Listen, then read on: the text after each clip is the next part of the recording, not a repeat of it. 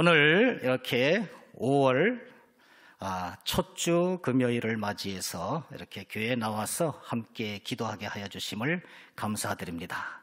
이렇게 현장에 나오신 모든 선도님들께 감사를 드리고, 또한 각 가정에서 각 처소에서 이렇게 기도에 임하는 많은 성도님들에게 또 축복이 임하기를 소망합니다. 5월은 정말 아름답고 즐거운 행복한 달이다. 저는 그렇게 생각을 합니다. 5월만큼 기쁜 날이 어디에 있겠습니까?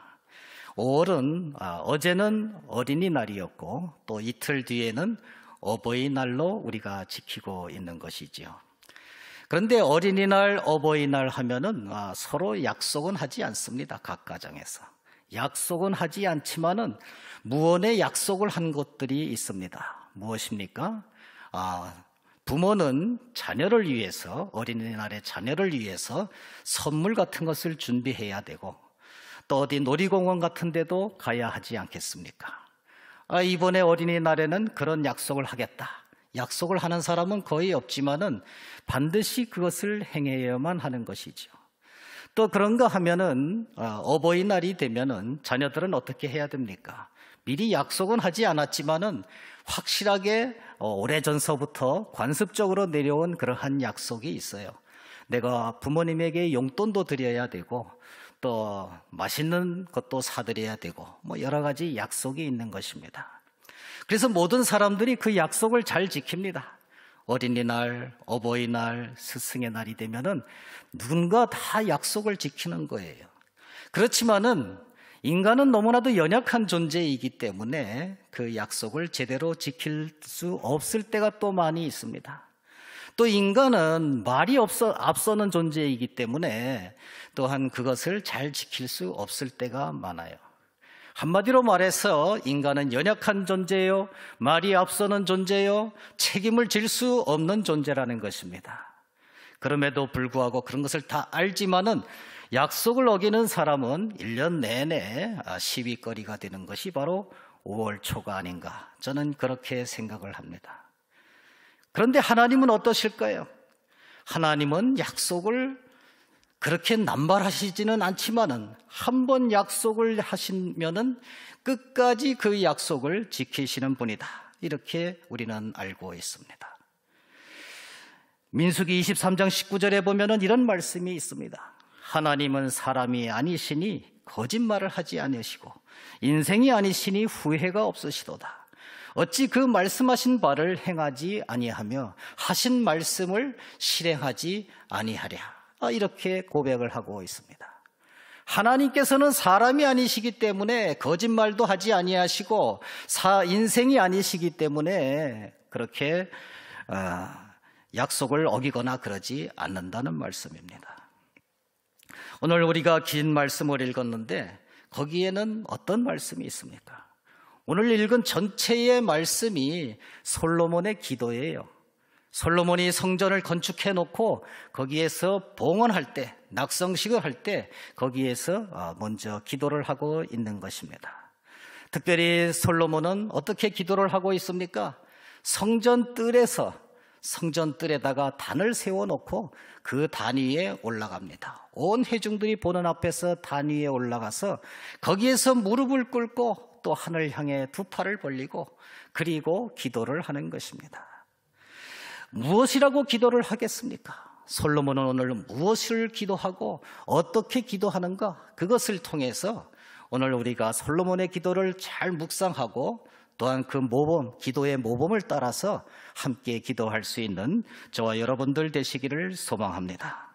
특별히 솔로몬은 어떻게 기도를 하고 있습니까? 무엇을 기도하고 있습니까? 그 첫 번째로 솔로몬은 하나님의 신실하심을 찬양하는 그러한 기도를 하고 있습니다. 하나님은 신실하다. 신실하다는 것이 뭐예요? 아주 믿음직스럽다는 것입니다. 한마디로 말해서 약속을 하면은 그 약속을 반드시 지키시는 그러한 전능성이 있고 신실성이 있어서 인간처럼 함부로 그것을 어기지 않는 분이라는 것을 찬양을 하고 있습니다. 하나님께서는 과거에 내 조상 다윗에게, 내 아버지 다윗에게 약속을 하셨는데 그것을 철저히 지키시는 하나님이십니다. 이렇게 오늘 찬양을 하고 있습니다. 하나님께서는 솔로몬의 기도에 나오는 이 다윗에게 어떠한 언약을 했습니까? 다윗이 정말로 그 인생에 다른 사람들이 보면은 인생에 성공한 인생이지만은 그가 꼭 하고 싶었던 것이 하나가 있었습니다. 내가 정말 목동으로서, 장군으로서, 왕으로서 성공을 하였지만은 내가 정말 하나님의 성전을 짓겠노라고 그렇게 다짐을 한 적이 있습니다. 그때 하나님께서는 뭐라고 말씀을 하십니까? 주께서 내 아버지 다윗에게 허락하신 말씀을 지키시되 주의 입으로 말씀하신 것을 손으로 이루셨다. 오늘 솔로몬이 이렇게 얘기를 할 때에 다윗에게 약속한 그 언약을 이 하나님이 지키셨다. 이것을 얘기를 하고 있는 거예요. 솔로몬은 성전을 짓고 이렇게 말하지 않습니다. 내가 이 성전을 지었노라고, 내가 예루살렘 성전을 지었노라고 이렇게 말하지를 않습니다. 이렇게 성전을 지은 것은 내가 지은 것이 아니고 내 노력으로 된 것이 아니고 내 능력으로 된 것이 아니고 하나님께서 과거에 내 아버지께 약속했던 그 언약을 이제 드디어 이루신 것이다. 이렇게 고백을 하고 있는 것입니다.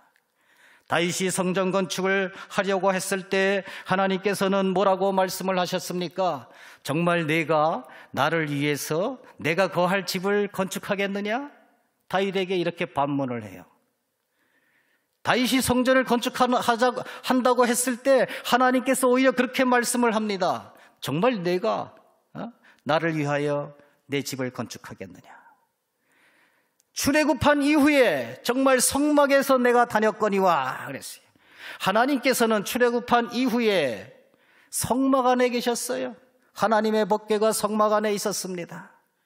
그런데 내가 그렇게 성막 안에 거했지만은 내가 언제 나를 위해서 백향목 그러한 성전을 건축하라고 한 적이 있느냐? 없다. 이렇게 말을 하고 있습니다. 없다는 거예요. 그런데 왜 내가 갑자기 이렇게 하나님의 성전을 건축한답시고 나대느냐?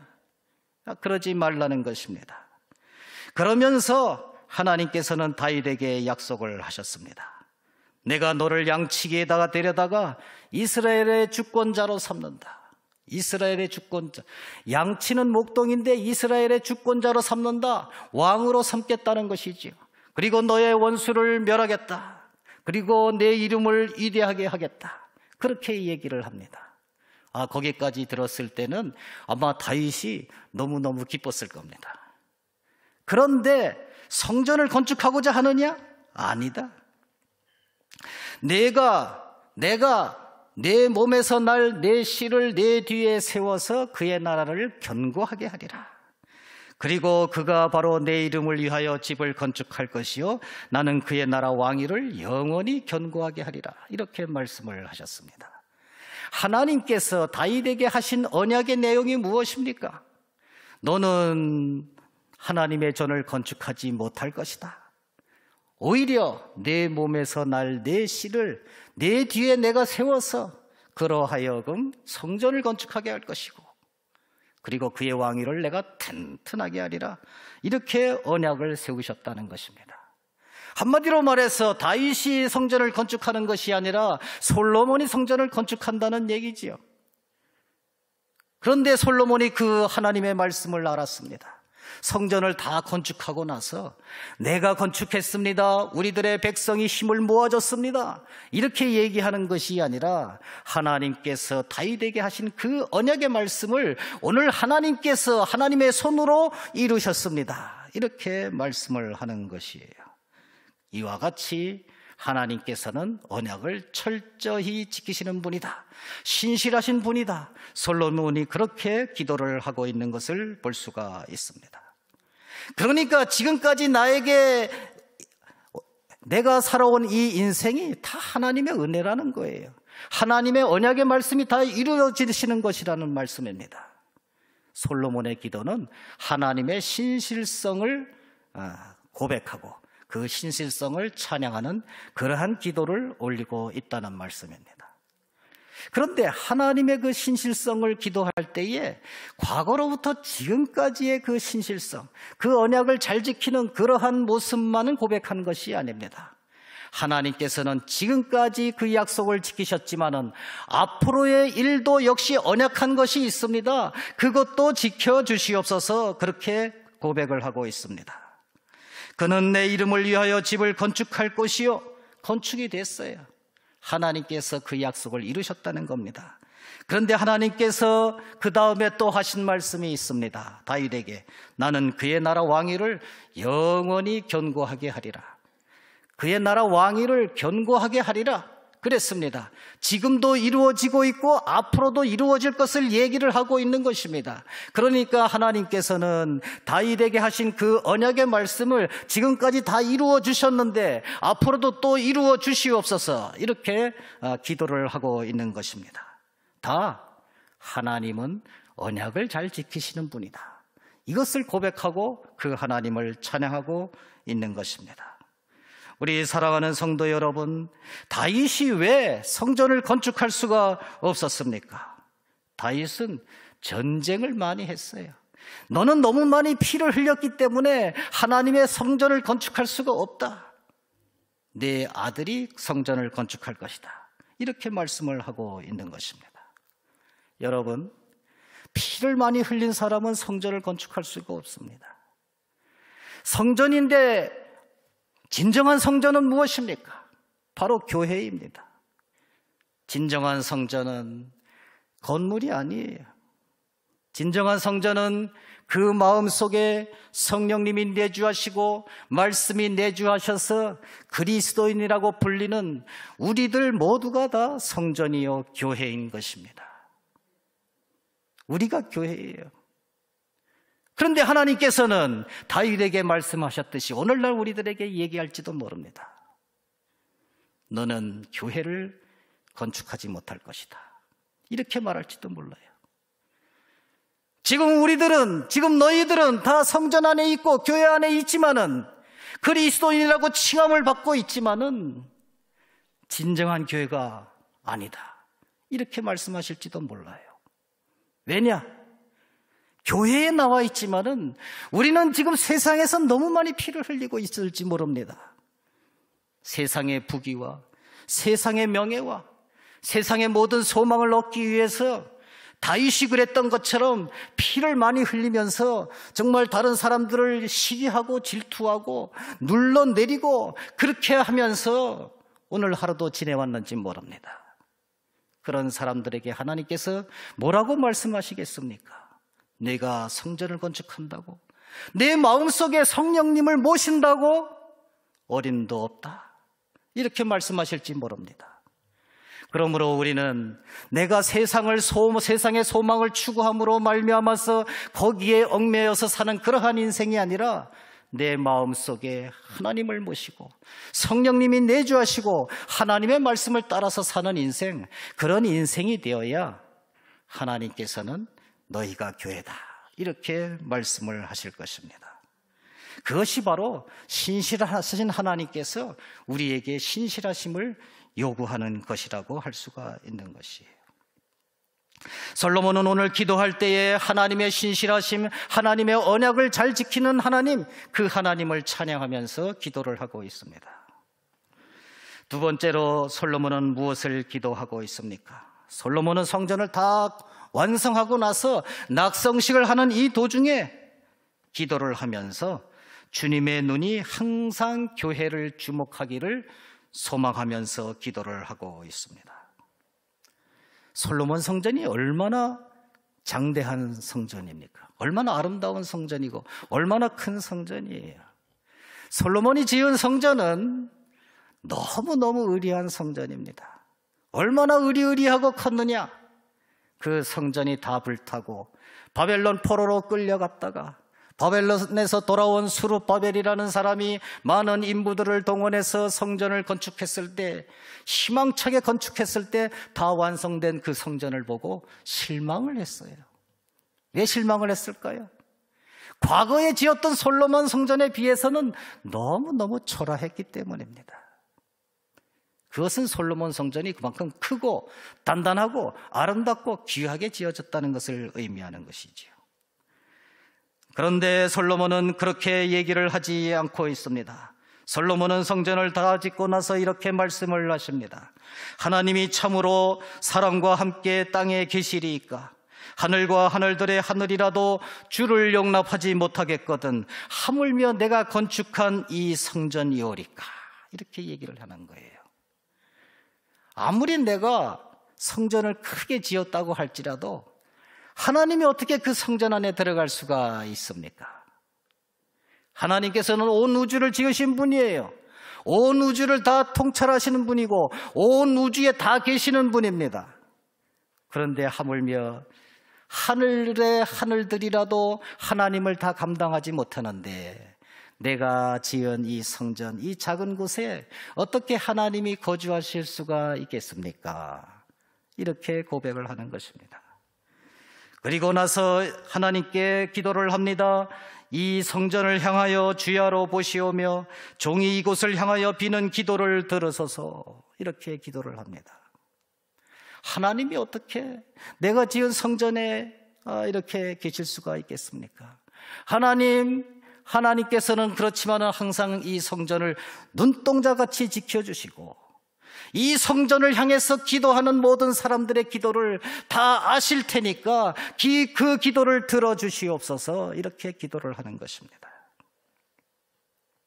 오늘날 우리가 기도할 때 그렇게 기도를 해야 됩니다.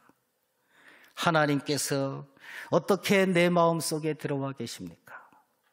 하나님께서는 온 우주에 편만하게 다 계시는 분인데 어떻게 이 내 작은 가슴에 들어오실 수가 있습니까?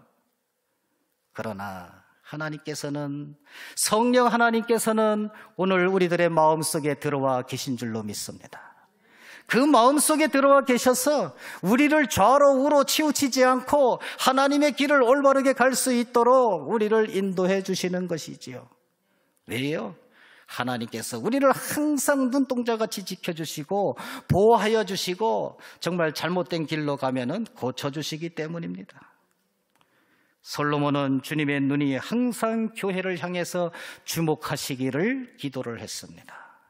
우리도 역시 하나님께서 우리를 향해서 항상 주목하고 계시다가 우리가 작은 것이라도 큰 것이라도 기도하면은 하나님께서 다 들어 응답해 주시옵소서. 이런 기도를 올려야만 하는 것입니다. 마지막 세 번째로 솔로몬은 어떤 기도를 하고 있습니까? 솔로몬은 이방인 선교를 위한 그러한 기도를 하고 있습니다. 우리가 까딱 잘못하면은 이방인 선교는 하나님께서 신약 시대에 와서만 바라셨던 거야. 이렇게 생각할지 몰라요. 그런데 오늘 우리가 읽은 33절을 보면은 솔로몬이 이렇게 기도를 하고 있습니다. 모든 이방인이 주께 부르짖는 대로 이루사 땅의 만민이 주의 이름을 알고 주의 백성 이스라엘처럼 경외하게 하시오며. 모든 이방인들이 주님께 부르짖는 대로 하나님께서 이루어 주시옵소서. 주님의 이름으로 부르짖을 때 이루어 주시옵소서. 땅의 만민이 주의 이름을 부를 때에 내 주님의 백성 이스라엘 백성이 부르짖는 것처럼 다 들어주시옵소서. 이스라엘 백성이 하나님을 경외하는 것처럼 그들도 하나님을 경외하게 하여 주시옵소서. 이렇게 기도를 하는 겁니다. 이방인들에게도 은혜를 베풀어 주시기를 소망하는 것이죠. 오늘 말씀의 제목이 뭡니까? 은혜를 기뻐하게 하옵소서. 솔로몬은 하나님의 신실하심을 찬양하는 기도를 올렸습니다. 하나님이 언약을 잘 지켜주셨다는 것은 하나님의 은혜입니다. 하나님의 은혜가 아니면은 우리는 주님의 백성이 될 수가 없습니다. 우리가 믿음을 가졌기 때문에 주님의 백성이야. 이렇게 생각해서는 안 되는 것입니다. 너는 하나님의 은혜로 말미암아서 하나님의 은혜로 믿음으로 말미암아 구원을 받았으니 이렇게 에베소서 기자는 말씀을 합니다. 하나님의 은혜로 우리가 믿음을 받아서 주님의 언약이 이루어지는 그러한 삶을 사는 것입니다. 또 주님의 눈이 항상 우리를 보시기 때문에 우리가 좌로나 우로나 치우치지 않고 그렇게 살아갈 수가 있는 것입니다. 다 하나님의 은혜지요. 그리고 솔로몬이 이방인 선교를 위해서 기도했던 것처럼 우리도 이방인일지라도 표면적인 유대인이 유대인이 아니요 이면적인 유대인이 유대인이라고 한 그 말씀처럼 우리도 하나님의 말씀을 받으니까, 은혜로 주신 그 하나님의 말씀을 받으니까 우리도 이면적인 유대인으로서 구원을 받았습니다. 거저받았습니다. 그러므로 우리도 거저줘야 되는 것 아니겠습니까? 그것이 바로 은혜를 기뻐하게 하는 인생들이 사는 겁니다. 내가 은혜를 받았으니까 내가 그 기쁨 그 마음대로만 사는 것이 아니라, 내가 그 은혜를 거저 받았으니까 내가 남들에게도 은혜를 베풀면서 사는 것, 그것이 바로 은혜를 기뻐하게 하면서 사는 겁니다. 우리가 정말 은혜를 기뻐한다면 우리가 남에게도 베풀어야만 되지 않겠습니까? 말씀을 줄이도록 하겠습니다. 우리가 5월이라고 처음에 시작을 했는데 지금 5월 첫 주예요. 5월은 무슨 달이라고 합니까? 가정의 달이라고 합니다. 가정의 달이라고 하는데, 그러면은 4월은 무슨 달이라고 합니까? 4월은 뭐 실록의 계절이니 뭐 이렇게들 얘기를 하는데, 100년 전에서부터 4월을 잔인한 달이다, 이렇게 얘기를 하고 있어요. 노벨 문학상을 받은 엘리아시라는 사람이 황무지라는 시를 썼는데, 그 황무지에 보면은 4월을 가리켜서 잔인한 달이다, 이렇게 얘기를 하고 있습니다. 그리고 4월은 잔인한 달이지만은 오히려 겨울이 따뜻했다, 오히려 겨울이 따뜻했다, 이렇게 고백을 합니다. 왜 그럴까요? 겨울에는 누구나 다 죽어 있어요. 다 죽어 있기 때문에 진짜로 죽어 있는 나무도 있고, 그리고 죽은 것처럼 보이는 나무도 있을 거예요. 그러나 진짜로 죽은 나무, 그 나무는 겨울에 오히려 따뜻해요. 왜 그렇습니까? 다른 사람들과 동일한 처지 같은 느낌이 드는 거예요. 그래서 겨울은 따뜻해요. 그런데 3월이 되고 봄이 되고 4월이 되면은 정말 살아있는 그러한 식물들은 푸르게 옷을 입고 약동을 하고 자라고 그럽니다. 그러나 그러지 못하는 나무들은 정말 더 절망적인 거예요. 남들은 잘 나가는데 나는 그러지 못하니까, 그래서 4월을 가리켜서 잔인한 달이다, 이렇게 말을 해요.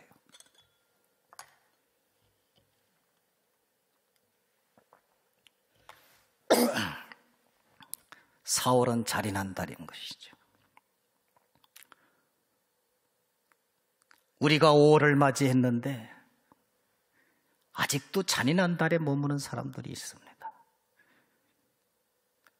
우리는 5월을 맞이했어요. 그런데 아직도 4월 잔인한 달을 맞이하는 분들이 있습니다.